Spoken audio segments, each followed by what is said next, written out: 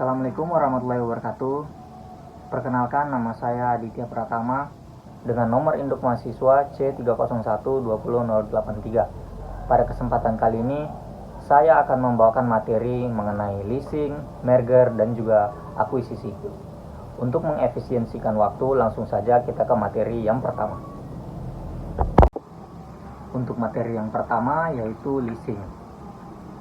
Untuk pengertian leasing itu sendiri, leasing adalah suatu bentuk pembiayaan di mana pihak penyedia leasing atau bisa disebut lessor memberikan hak penggunaan suatu aset kepada pihak pengguna leasing atau biasa disebut dengan lese dalam jangka waktu tertentu dengan pembayaran secara berkala. Aset yang dapat di-lease mencakup kendaraan, peralatan, masjid, mesin, bangunan, dan bahkan software. Adapun tujuan dari leasing itu sendiri, tujuan utama dari leasing adalah untuk menyediakan aksesibilitas terhadap aset-aset mahal seperti kendaraan, peralatan, atau properti tanpa harus membelinya secara langsung. Tujuan utama leasing dapat bervariasi tergantung pada pihak yang terlibat, baik lese atau penyewa maupun lessor atau pemberi sewa. Berikut ada beberapa tujuan umum dari leasing. Yang pertama ada aksesibilitas. Leasing memberikan kesempatan kepada individu atau pengusaha untuk menggunakan aset yang mahal tanpa harus mengeluarkan modal besar untuk membelinya secara langsung. Ini memungkinkan mereka untuk memperluas atau menjalankan bisnis mereka tanpa harus terlalu terbebani oleh biaya investasi awal. Yang kedua ada fleksibilitas. Leasing memberikan fleksibilitas yang lebih besar dibanding dengan kepemilikan langsung. Lese dapat memilih durasi sewa yang sesuai dengan kebutuhan mereka, dan pada akhir periode sewa, mereka dapat memperbarui perjanjian atau menggantinya dengan aset yang lebih baru atau sesuai dengan kebutuhan mereka saat itu. Selanjutnya ada perawatan dan pemeliharaan. Dalam beberapa leasing, lessor bertanggung jawab untuk memelihara dan melakukan perawatan rutin terhadap aset yang disewakan. Hal ini membebaskan lese dari tanggung jawab dan biaya perawatan dari biaya perawatan serta pemeliharaan tersebut. Selanjutnya ada manajemen risiko. Leasing dapat membantu mengurangi risiko kepemilikan aset. Jika ada perubahan dalam nilai aset atau kondisi pasar, lese tidak akan terpengaruh secara langsung. Lessor menanggung risiko nilai atas aset dan mereka bertanggung jawab menghadapi fluktuasi pasar atau nilai. Selanjutnya ada pembaruan teknologi. Dalam industri teknologi, leasing memungkinkan perusahaan untuk terus mengakses peralatan dan teknologi terkini. Mereka dapat memperbarui perjanjian sewa mereka pada akhir periode untuk menggunakan peralatan yang lebih baru dan lebih efisien tanpa harus terikat dengan teknologi yang usang. Selanjutnya ada keuangan dan likuiditas. Leasing memungkinkan perusahaan untuk mengeluarkan modal besar dan menjaga likuiditas keuangan dengan membayar sejumlah uang dalam bentuk sewa. Perusahaan dapat mengalokasikan sumber dana mereka dengan untuk kebutuhan lain, seperti pengembangan bisnis, pemasaran, atau investasi lainnya. Selanjutnya ada perlindungan pajak. Beberapa yurisdiksi, leasing dapat memberikan manfaat kepada perusahaan. Biaya sewa leasing seringkali dapat dianggap sebagai biaya operasional yang dapat dikurangkan dari pendapatan kena pajak, yang mengurangi beban pajak yang harus dibayarkan oleh perusahaan. Selanjutnya, kita masuk ke jenis-jenis leasing. Ada beberapa jenis leasing yang umum digunakan bergantung pada aset yang disewakan, kondisi perjanjian. Berikut ada beberapa jenis leasing seperti yang pertama, ada leasing operasional atau operating lease. Jenis leasing ini umum digunakan untuk aset yang memiliki umur pakai terbatas, seperti kendaraan atau peralatan teknologi. Pada leasing operasional, lessor atau pemberi sewa bertanggung jawab atas pemeliharaan dan perawatan aset. Lese atau penyewa biasanya membayar biaya sewa selama jangka waktu tertentu dan mengembalikan aset kepada lessor setelah masa sewa berakhir. Leasing operasional seringkali memberikan fleksibilitas yang tinggi, karena lese dapat memperbarui atau mengakhiri perjanjian setelah jangka waktu tertentu. Yang kedua ada leasing finansial atau finance lease. Jenis leasing ini lebih mirip dengan pembiayaan pembelian. Lese menggunakan aset tersebut selama jangka waktu sewa yang telah disepakati. Tetapi, pada akhir periode sewa, lese biasanya memiliki opsi untuk membeli aset dengan harga yang dengan harga yang ditetapkan sebelumnya. Leasing finansial biasanya digunakan untuk aset yang memiliki umur pakai lebih lama atau nilai residual yang lebih tinggi. Lisi bertanggung jawab atas pemeliharaan dan perawatan aset.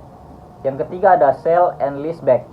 Sale and leaseback terjadi ketika pemilik aset menjual asetnya kepada lessor dan kemudian menyewa kembali aset tersebut. Hal ini memungkinkan pemilik aset untuk membebaskan modal yang terikat dalam aset dan menggunakan dana tersebut untuk keperluan lain. Sementara masih dapat terus menggunakan aset tersebut dalam operasinya.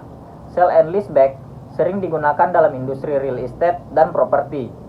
Yang keempat ada single investor lease. Dalam jenis leasing ini, suatu investor atau lessor menjadi pemilik aset dan menyewakannya kepada satu lese. Lessor bertanggung jawab atas pemeliharaan dan perawatan aset tersebut, sementara lese membayar biaya sewa sesuai dengan perjanjian.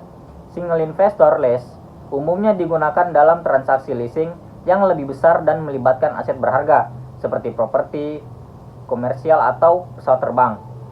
Yang kelima ada cross-border lease. Jenis leasing ini terjadi ketika aset disewakan kepada lessor dari suatu negara kepada lese di negara lain. Cross-border lease melibatkan perjanjian yang kompleks dan perlu memperhatikan hukum, peraturan, dan perpajakan di kedua negara terlibat. Selanjutnya kita masuk ke manfaat leasing. Skema pembiayaan satu ini mendatangkan beberapa keuntungan bagi lessor maupun lese. Adapun manfaat leasing sebagai berikut. Yang pertama, terhindar dari inflasi. Leasing adalah salah satu skema pinjaman yang dapat membantu Anda menghindari inflasi, karena pembayarannya dapat dilakukan sesuai dengan suatu satuan keuangan dan perjanjian sebelumnya. Yang kedua, tidak perlu jaminan. Untuk melakukan leasing, tidak perlu adanya jaminan di muka. Namun, kepemilikan sah atas barang modal atau pembayaran yang telah dilakukan sebelumnya dapat menjadi jaminan transaksi.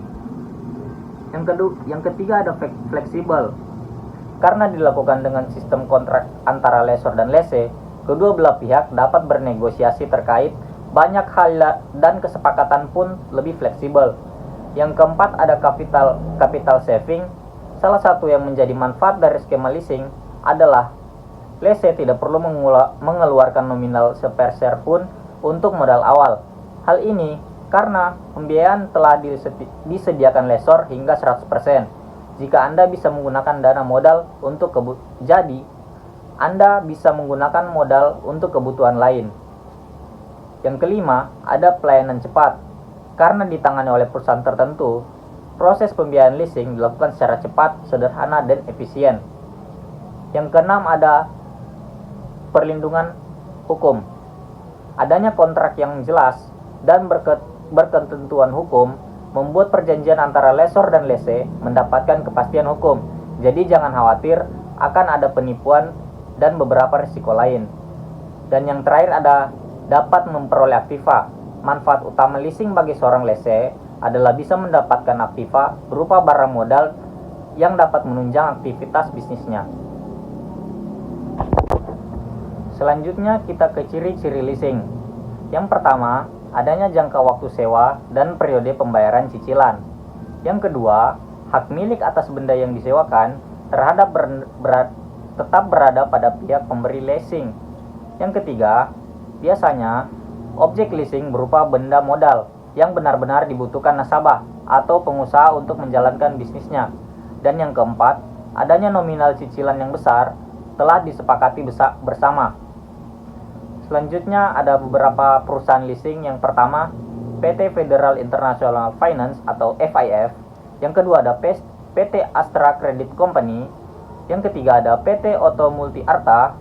Yang keempat ada PT Busan Auto Finance. Yang kelima ada PT Wahana Auto Mitra Multi Arta. Yang keenam ada PT Adira Dinamika Multi Finance Tbk, dan yang terakhir ada PT Summit Auto Finance. Selanjutnya kita ke materi berikutnya, yaitu merger. Pengertian merger sendiri adalah proses penggabungan dua perusahaan atau lebih untuk membentuk suatu perusahaan baru dengan struktur kepemilikan yang baru. Dalam merger, perusahaan-perusahaan tersebut bergabung secara keseluruhan dan membentuk entitas baru yang memiliki operasi dan tujuan yang bersama. Adapun jenis-jenis merger, yaitu yang pertama merger horizontal. Merger horizontal terjadi ketika dua perusahaan dalam industri yang sama bergabung.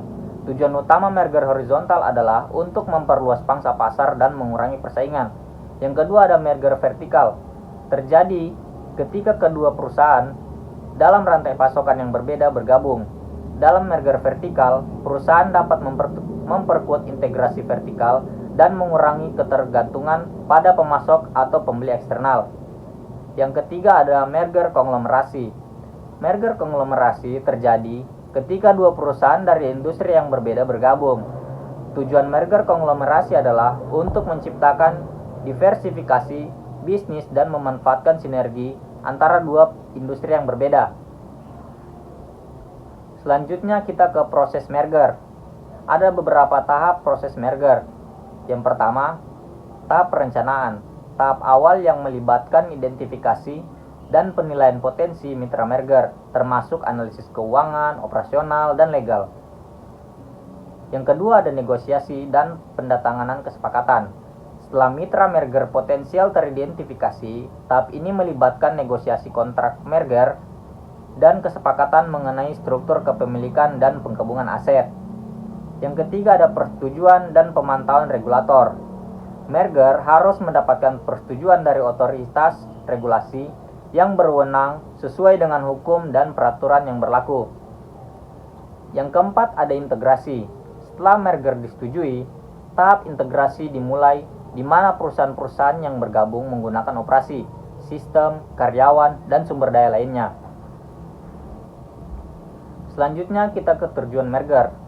Yang pertama ada pertumbuhan dan ekspansi.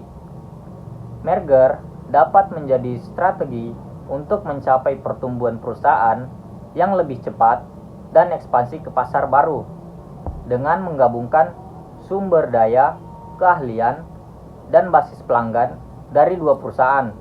Merger dapat memperluas pangsa pasar, meningkatkan jangkauan geografis, atau memasuki segmen pasar baru. Yang kedua ada keuntungan ekonomi. Merger dapat memberikan keuntungan ekonomi melalui sinergi yang tercipta antara dua perusahaan. Dengan menggabungkan operasi, perusahaan dapat mencapai efisiensi dan mengurangi biaya produksi, distribusi, atau overhead. Hal ini dapat menciptakan skala ekonomi yang lebih besar dan meningkatkan profitabilitas. Yang ketiga ada diversifikasi dan portofolio bisnis. Merger dapat dilakukan untuk mendiversifikasi portofolio bisnis perusahaan. Dengan menggabungkan perusahaan dengan bisnis atau industri yang berbeda, perusahaan dapat mengurangi resiko dan ketergantungan pada satu segmen pasar atau produk tertentu. Diversifikasi dapat membantu perusahaan menghadapi fluktuasi pasar dan meningkatkan stabilitas jangka panjang. Yang keempat, ada keunggulan kompetitif. Merger dapat membantu perusahaan memperoleh keunggulan kompetitif di pasar yang kompetitif.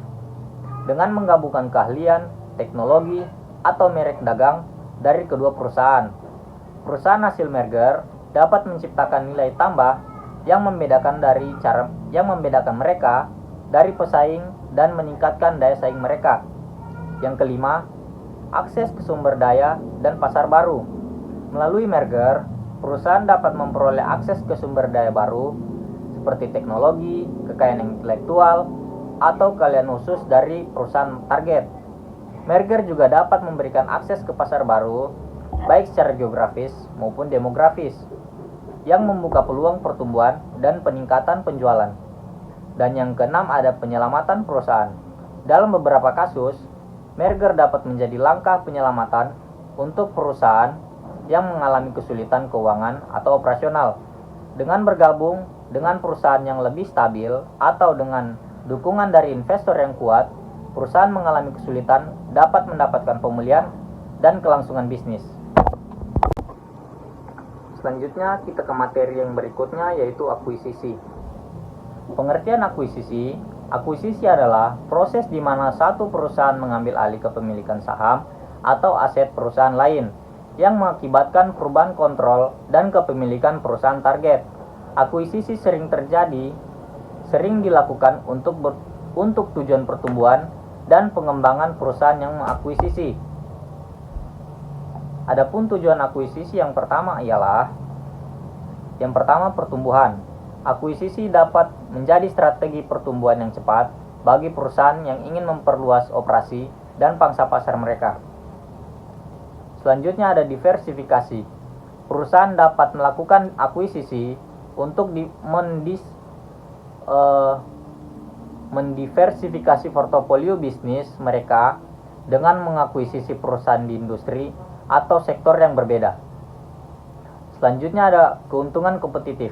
Akuisisi dapat memberikan perusahaan akses ke teknologi baru, keunggulan kompetitif, atau sumber daya sulit diperoleh secara internal. Selanjutnya ada ekspansi geografis.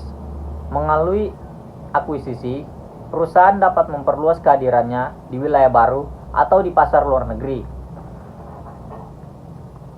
Berikut ada jenis akuisisi. Yang pertama, akuisisi saham. Perusahaan mengakuisisi mayoritas atau seluruh saham perusahaan target yang mengakibatkan perubahan dan kepemilikan dan kontrol. Yang kedua ada akuisisi aset. Perusahaan mengakuisisi aset spesifik dari perusahaan target seperti fasilitas produksi, merek dagang, atau tertentu. Berikut ada proses akuisisi. Yang pertama, identifikasi target. Perusahaan yang akan melakukan akuisisi mengidentifikasi perusahaan target yang sesuai dengan tujuan strategis mereka. Selanjutnya ada evaluasi. Dilakukan analisis dan evaluasi menyeluruh terhadap perusahaan target, termasuk aspek keuangan, operasional, dan hukum. Selanjutnya ada negosiasi dan kesepakatan. Dilakukan negosiasi mengenai harga dan kondisi akuisisi antara perusahaan yang mengakuisisi dan perusahaan target. Yang terakhir adalah penyelesaian transaksi. Pihak-pihak terlibat menyelesaikan transaksi melalui pembelian saham atau aset dan perubahan kepemilikan serta kontrol perusahaan target. Kita masuk ke tantangan akuisisi. Yang pertama ialah integrasi. Menggabungkan dua perusahaan yang berbeda memerlukan manajemen dan efektif menggabungkan dua perusahaan yang berbeda memerlukan manajemen yang efektif dan mengatasi perbedaan budaya, sistem, dan proses operasional. Yang kedua ada pembiayaan. Membayar harga akuisisi dan memperoleh sumber daya keuangan yang diperlukan dapat menjadi tantangan, terutama dalam akuisisi besar. Dan yang ketiga adalah risiko integrasi.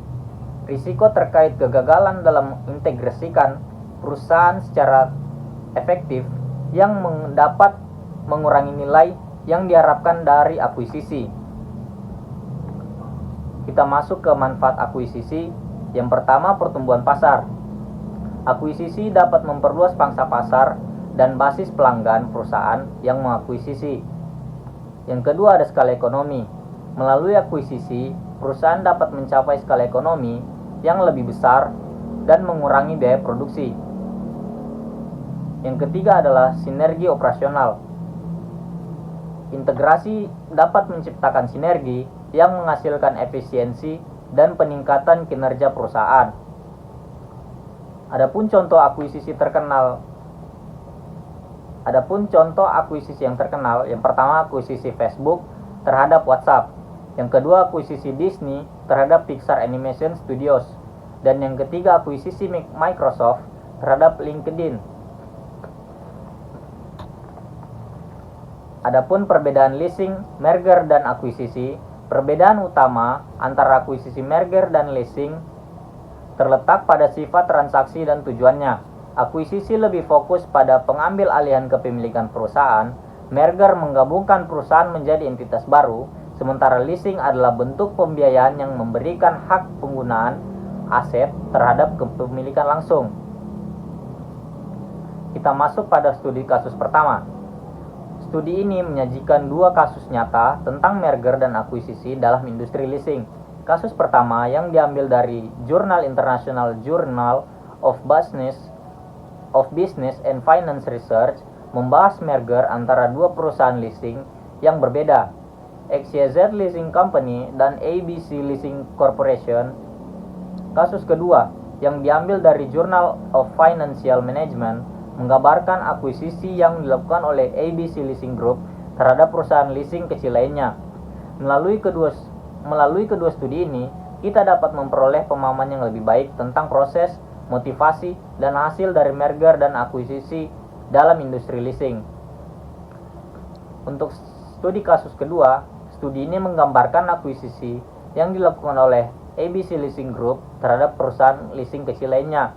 Penulis menjelaskan alasan strategis di balik akuisisi tersebut dan memaparkan tahapan analisis dan evaluasi yang dilakukan sebelum transaksi. Studi ini juga mengevaluasi dampak akuisisi terhadap kinerja keuangan, pertumbuhan pasar, dan keuntungan ABC Leasing Group setelah akuisisi. Hasil studi ini menunjukkan bahwa akuisisi ini berhasil menguatkan posisi ABC Leasing Group di industri leasing dan meningkatkan keuntungan perusahaan secara signifikan. Demikian materi yang saya bawakan. Semoga materi tadi dapat bermanfaat bagi kita semua. Wassalamualaikum warahmatullahi wabarakatuh.